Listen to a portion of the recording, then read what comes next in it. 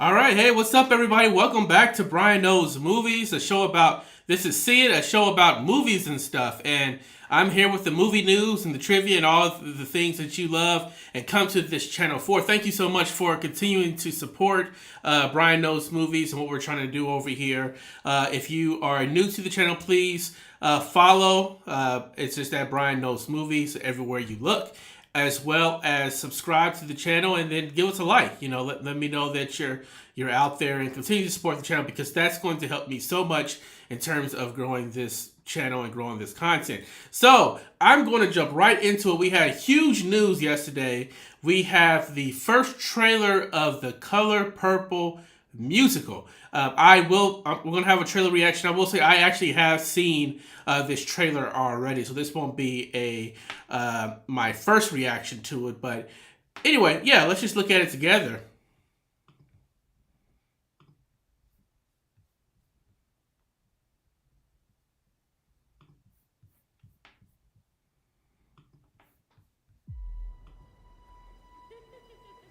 Today, our teacher taught us about a place called Africa.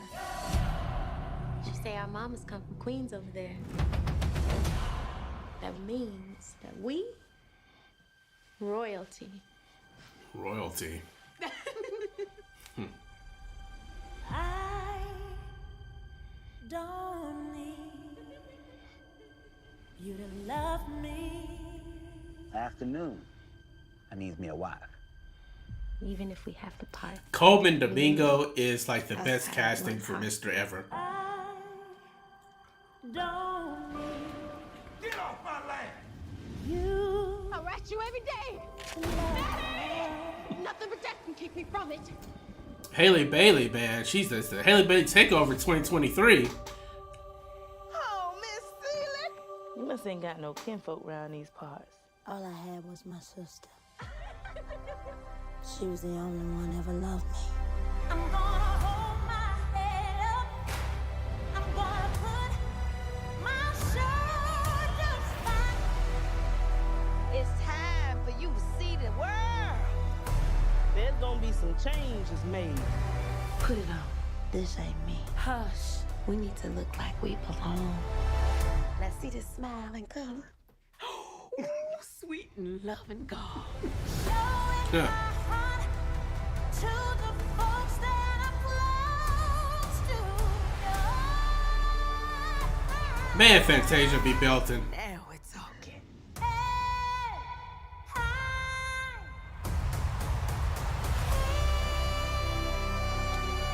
It's funny because people were making fun of Fantasia putting her over the Little Mermaid lyrics, but now she's in a movie with Haley Bailey, Little Mermaid herself. Dear Seeley. But I don't care what anybody says, she can sing. Queens, John Baptiste is in it. center of the universe. Oh, yes, I am.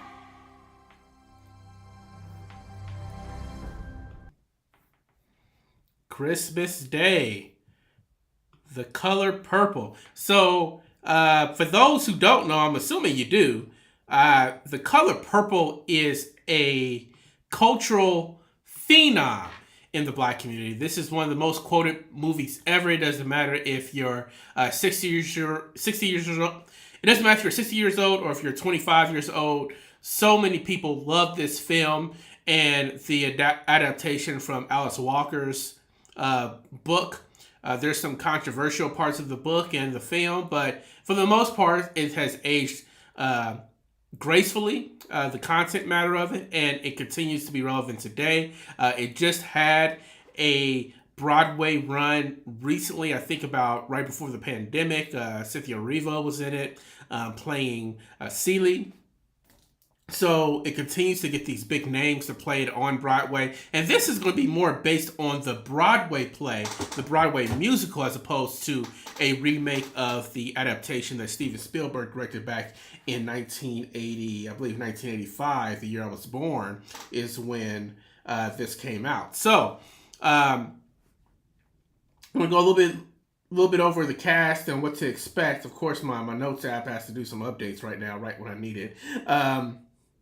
But the first thing you see is that Fantasia is playing Celie, And Fantasia is going to be the adult Seeley. So that's something that's different than the first movie, is that you're going to have a full-fledged, from two different time frames, you're going to have two different actors playing Seeley and Nettie, which I think is smart. And you get to see Seeley and Nettie grow into their respective women that they will eventually be. But anyway, Haley Bailey's playing Nettie, and then going back to Fantasia. Fantasia's playing Seeley for most of the movie.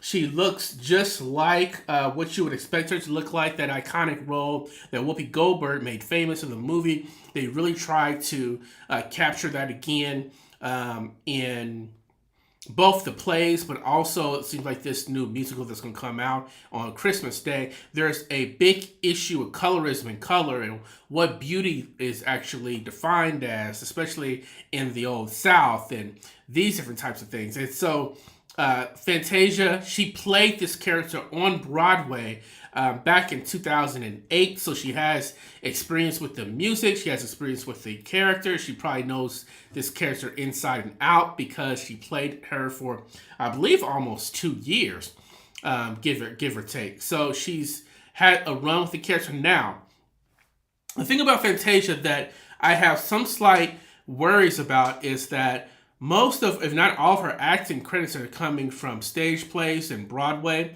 and sometimes stage actors have a difficult time transitioning to the screen, the silver screen, because you don't have to be so such a big character like you would on stage. You can be more quiet, you can be more nuanced, because you have the camera right there and the sound right there, and so the experience of filming a movie brings the scene. You're not bringing the scene to the people. The people are coming to you through the film, right? So you don't have to be as loud and verbose, and your acting doesn't have to be as pronounced with your facial expressions and your body expressions. There should be more nuance to that, and sometimes people have a hard time with that. I'm not expecting that to be an issue with Fantasia. I'm sure that they took their time making this film and getting her coached and getting her ready for this role. But yeah, Fantasia's playing the adult Seeley. I think I'm excited to see what she does with it. We also have the young Seeley being played by Felicia Impasi. This seems like this is going to be her first film, so no acting credits that I can find. So congratulations to her to landing a Oprah-produced, Quincy Jones-produced, Steven Spielberg-produced film as her first acting credit on IMDb. That's talking about having a good agent and luck going your way. So congratulations to her. Haley Bailey is to take over Haley Bailey in 2023. Of course, she has her Grownish.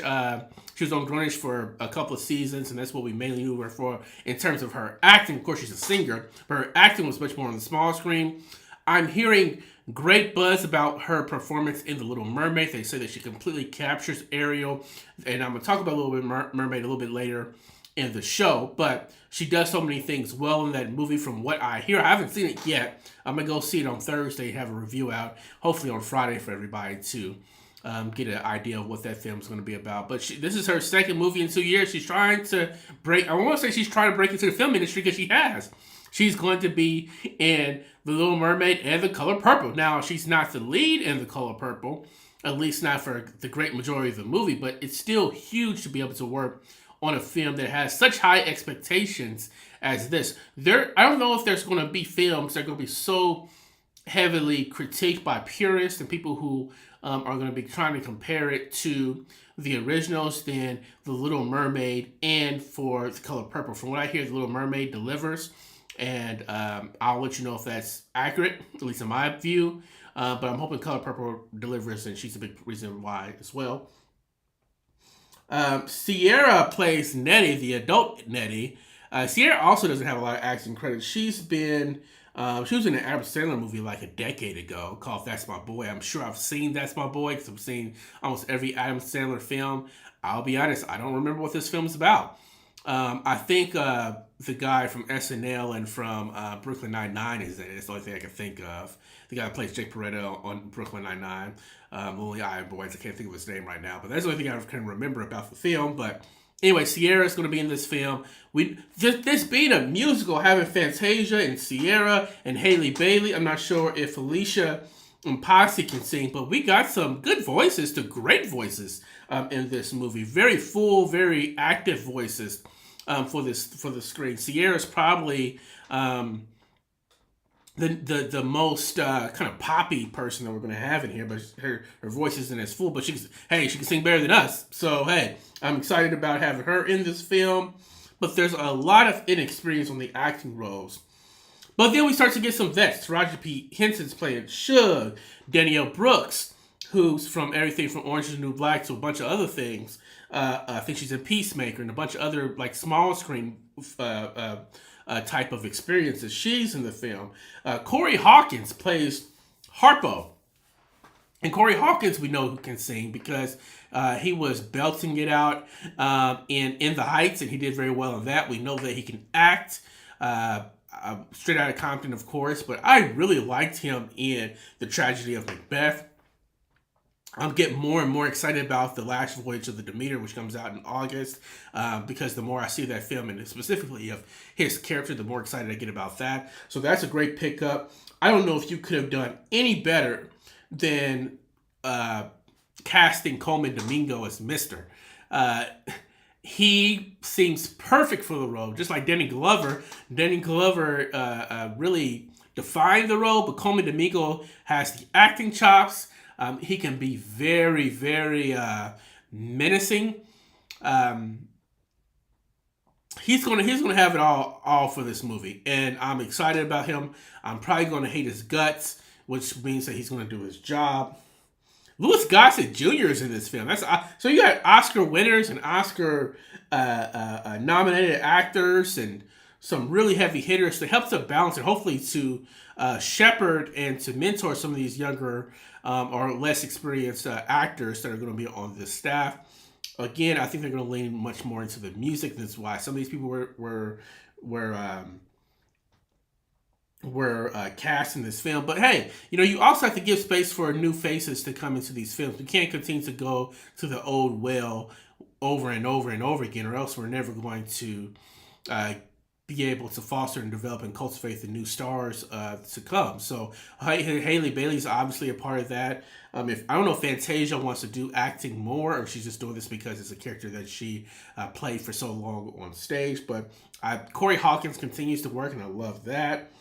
Taraji, there's nobody in here that makes me concerned. Now, the director, Blitz Bazawuli, I don't know if I'm saying his name right. If I'm not, I apologize. He's also known as Blitz the Ambassador. He's a Ghanaian rapper turned producer, director, script writer. It seems like he's a Renaissance man in Africa. He has a film called The Burial of Kojo. I have not seen this film. Apparently it's on Netflix. I'm going to try to check it out sometime this week to see what his directing style is in terms of how he directs his actors, how he sets up his shots, so on and so forth. But he only has one film as of now on his IMDb page, and that's the Burial of Kojo. If any of my followers have seen The Burial of Kojo and have any comments on it, please let me know. But he seems pretty inexperienced in doing this as well. There has to have been something that sparked the creative juices or the support of Oprah and Steven Spielberg specifically when casting him as director. I'm assuming that Steven Spielberg, as a producer, really helped to mentor Blitz Bazawuli on this set to help him think about things, but also giving him the time to do what he needs to do with this film and make it his own. The fact that it's being released around Christmas time lets me know that they also believe that this final product, what was produced, is going to be award worthy. Sure, you can release it on Christmas because it's a feel-good Christmas. I don't know if The Color Purple is a feel-good movie. At least a big chunk of it's not. But it's definitely something that screams to me, hey, this is the time when Oscar buzz and award buzz is happening. As you release your film in late October at the earliest, all the way to the end of December, to try to get some buzz around your film. And they must believe that either the technical aspects of this film, the acting of this film, or everything completely about this film is going to put it in contention with awards. Now, there's a lot of heavy hitter films coming out this year, so it seems like there's going to be a very crowded field. But hey, I'm rooting for it. Oprah has been connected to some of the best films that highlight Black experiences in the past, I would say 20, 25 years, with Harpo Productions and her work with great directors, her work with finding new voices to direct, her work with actors, even her work with Tyler Perry. Some of the combinations of things that they've done together, I respect immensely. So we'll see what comes to this. And Steven Spielberg. So we'll see if it comes to this. The trailer has a lot of buzz on Twitter. I think people are excited about it. I'm hoping people come into it with an open mind, open heart, and don't just try to crush it just because it's not the original. In fact, Steven Spielberg himself even talked about how he would have never made The Color Purple if it was tapped for him to do even 10 years after it came out, because he believed that Black voices need to tell this story and would be more equipped to tell this story. He said that in multiple interviews at this point. So the fact that they're doing a remake, that it's a musical. Oh, also one of the producers, Scott Sanders, he was the producer and creative director for the Broadway play. So you have a lot of people who are really committed to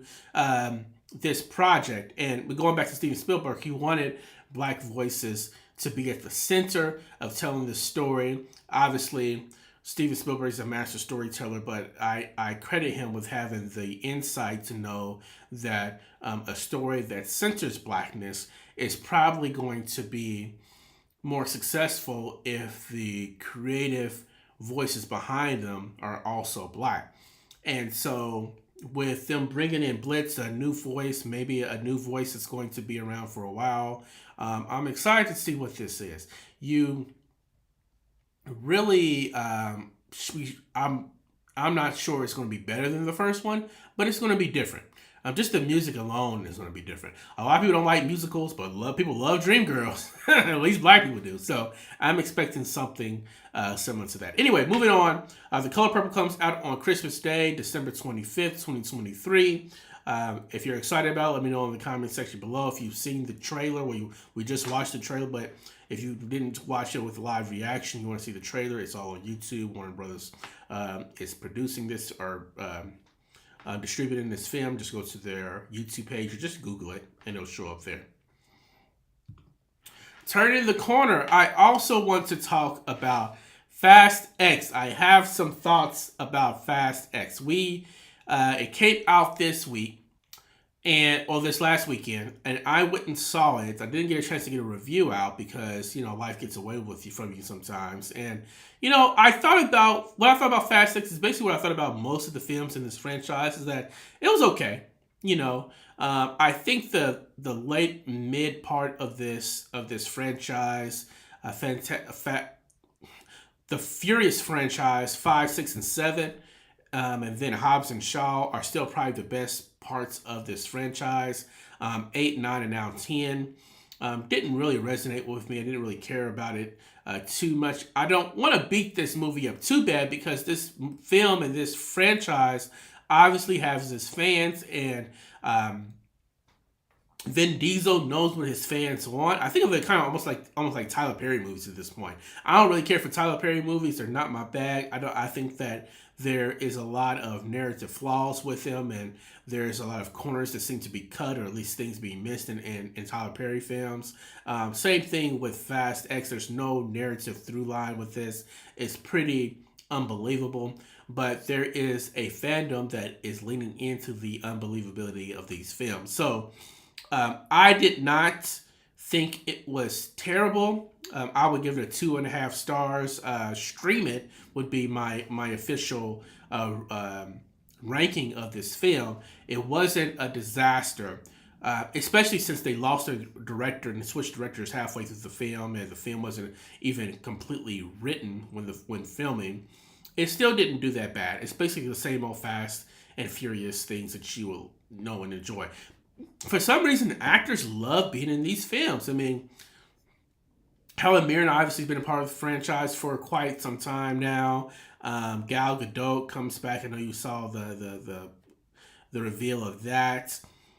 We have Brie Larson, Oscar-winning Brie Larson's in this film. It's weird to see folks like Brie Larson and Helen Mirren and so many other established actors who have received awards, have received claim for these films, for their previous films, delivering some of the most terrible, terrible dialogue that seems to have been written. It's corny, it's cheesy, it doesn't really even sound good when it comes out of their mouth. Like I feel like I would have to like stop, cut. We're going to have to rewrite this. It sounds stupid. It doesn't even sound pleasant. It's not even like I don't even know how to say it. It's just the writing of this film, these films, especially when delivered by actors that you know are much better than what the materials that they're working with. There's this meta-ness about it. It's like almost like a wink and a nod. Like I feel like the actors know that it's cheesy and it's stupid, but they're also leaning into having fun with it, which is fine. D Movie Man said, "Hey Brian, Fast X actually put me to sleep a couple times.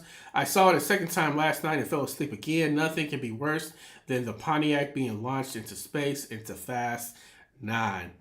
I thought that was in Fast 8. So I said these movies run together for me. It's interesting that D Movie Man, check out his YouTube channel. He has great reviews out. He's done a couple smaller films recently, but it's youtube.com/ at the at sign, like an email, at D Movie Man. You can find his stuff there. He does really good work. Anyway,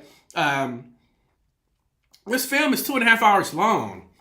And I don't know how a film that wasn't even completely written while filming ends up being edited down to 2.5 hours. Like, what did you cut out? What did you cut out? And it's not like a Guardians film. Guardians of the Galaxy Volume 3, I think it was 2 hours and 20 minutes or 2 hours and 25 minutes. And I really couldn't identify what they would cut because everything had meaning in that film. It was jam-packed, or at least it added to the overarching story of who the Guardians were. I don't know what Fast X was doing. There's a bunch of random stuff in here that just seemed like, okay, we have a cool person. There's a fight between Charlize Theron's character, I don't remember what Charlize Theron's character's name is, and Michelle Rodriguez's character. They're in, and this isn't a spoiler because it's in the trailer, they are in like this prison that's completely isolated. It's off the internet. Nobody knows where it is. They're in this prison, and they're trying to escape together from this prison. In fact, it's Charlize Theron's character, who's evil in the franchise, who actually knows how to get out of the prison, and she's trying to take Michelle Rodriguez with her. Michelle Rodriguez does not trust her, but still, they're trying to escape this prison, and then all of a sudden they have like a 6-minute, 7-minute fight in the middle of the prison for absolutely no reason at all, it seems like. Michelle Rodriguez just punches or kicks Charlize Theron, and then Charlize Theron, and they just go after it. And it's like, what the heck is going on with this film? Like, and there's no reason behind the fight. And then after they finish fighting, it comes back to them like 45 minutes later, and they're acting like nothing even happened. They're still trying to escape. So it's like, what is this? There's so many things like that. I don't need another barbecue. I'm sick of the barbecues, either in the beginning, the middle, or the end of these films. I don't need another one of those. They're corny, they're cheesy. You have Rita Moreno delivering probably the worst line she's ever delivered in her career. It's like, what is going on with this film? But, like I said, I don't want to poo-poo it and say don't see it, because I don't think it was a complete disaster. There were things that are likable about the film. Vin Diesel taking himself super seriously is great. I think that the ludicrous Tyrese corny brother getting infighting is silly and stupid. There's a great scene between Jason Statham and Sean Kane right in the middle of the film. It's kind of a useless fight, but it's a cooler fight, and it actually does lead to them trying to work together a bit.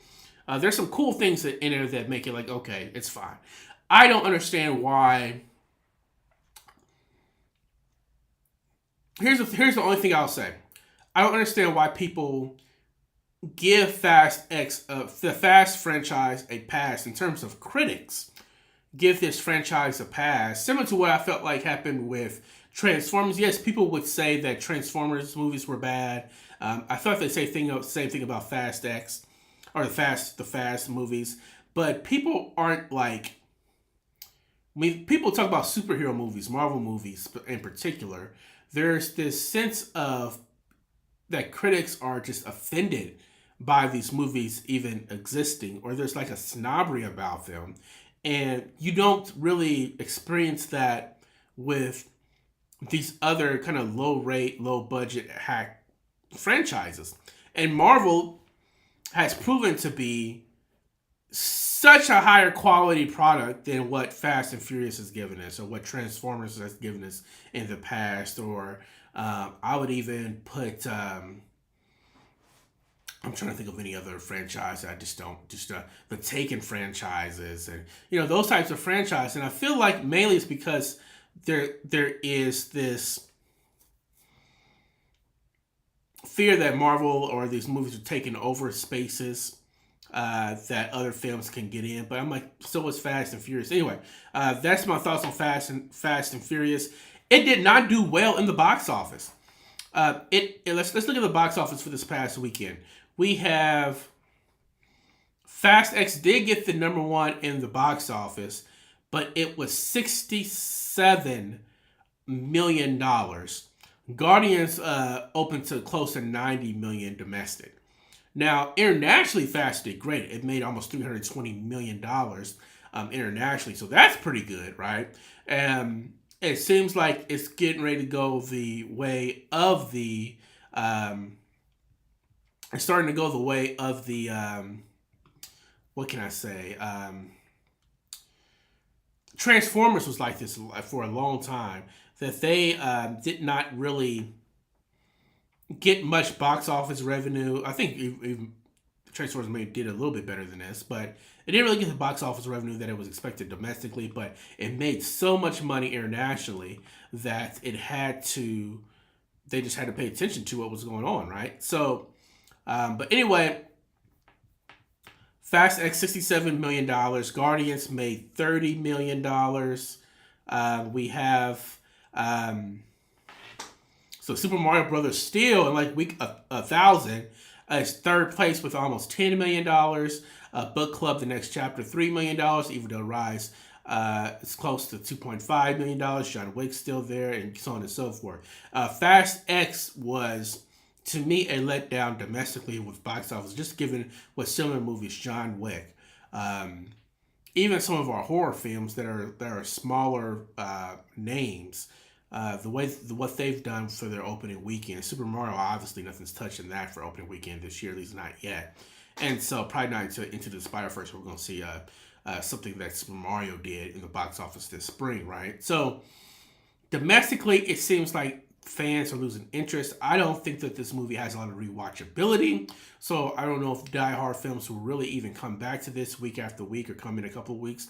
I think that Fast X... if I was to look at what happened at previous movies, I think it's going to probably be around $700 to $800 million, which is a lot of money. These movies are very expensive to make too, but it's not going to cross that. It's not going to be one of those movies across the billion dollar mark, like I think Guardians will, or some other films coming on in the future. Specifically, next weekend, there's more competition being built into the space. The Little Mermaid comes out. The Little Mermaid is going to open. I think it's going to probably drop Super Mario Brothers way down the list. It's going to steal all of that market share because people are going to want to take their kids to it. And I also think that people are going to go to the movies to take their kids to see Little Mermaid, and therefore you're not going to have a lot of adults who are just trying to get away or maybe take a break from home and go to see the movies and go see the Fast X, which I don't think is going to happen. So Little Mermaid's going to eat up a lot of the box office next week. I think that the crowd that is into Fast X and they've already seen it might go see The Machine with Bert Kreischer. The movie looks crazy.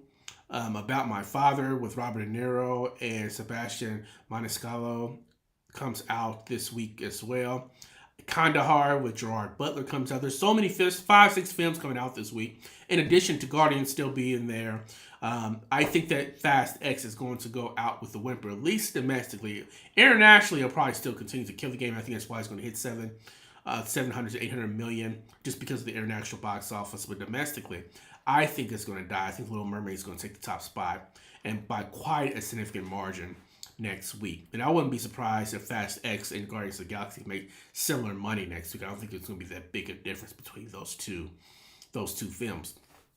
Speaking of Little Mermaid, the reactions coming out of Cannes, the reactions that we're seeing with some of the reviews coming in are quite positive. There is not much added to this film. I understand that they did update some of the lyrics to some of the classic songs. Makes sense. Some of those 90s classic songs are a bit problematic today in 2023.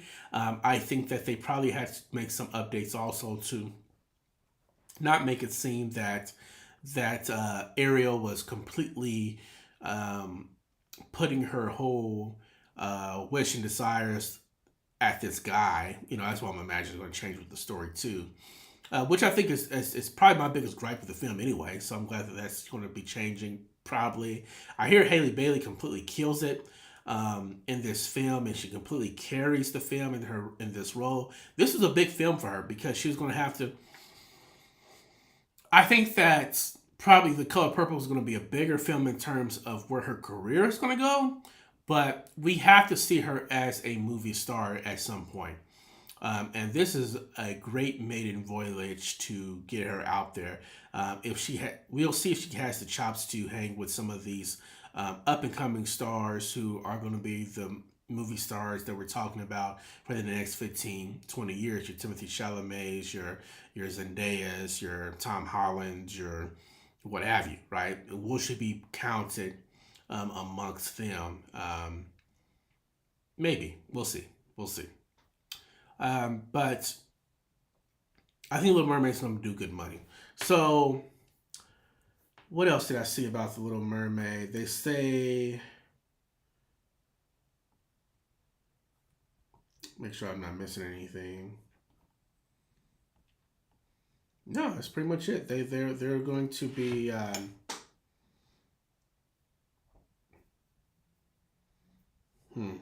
yeah, that's nothing important. Of course, people are lauding the cast because the cast is a pretty good cast. So I do wish that they would add new songs to these films.